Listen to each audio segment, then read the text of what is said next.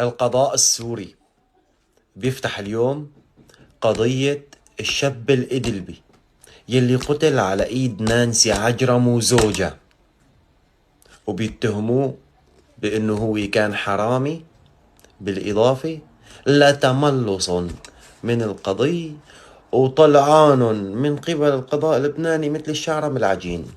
اليوم القضية انفتحت بسوريا، وبكرة القضية رح تنفتح بلبنان، ورح يتم التحقيق فيها من قبل أشخاص شرفاء غير مأجورين، وبإذن الله رح يرجع الحق لأصحابه، لأنه الإدلبي بهداك الوقت ما كان في دولة وراه وما كان في حكومة وراه تطالب بحقه.